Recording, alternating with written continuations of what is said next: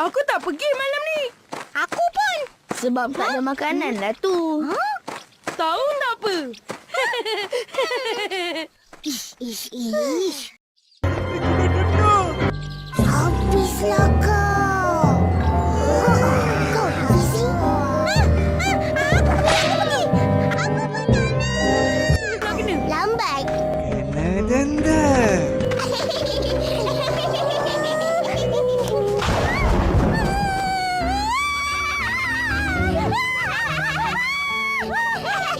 Tiga hari kemudian.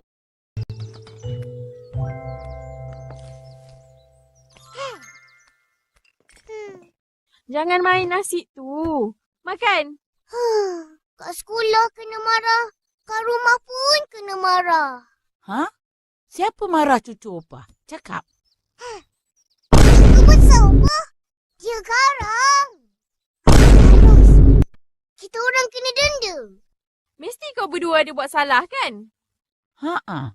Apa yang cucu opah dah buat? Tak buat apa-apa pun, Upah. Dia tengok je kasut kita orang. Dia terus. Lepas tu, bila dia tengok je kuku, Ish, kotornya.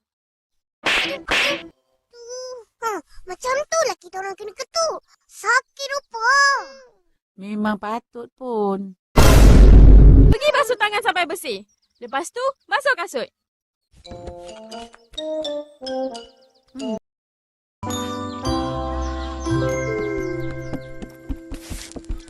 Hai. Monyok je. Buku.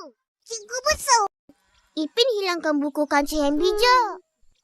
Mana pula hilang? Opah jumpa bawah katil tadi.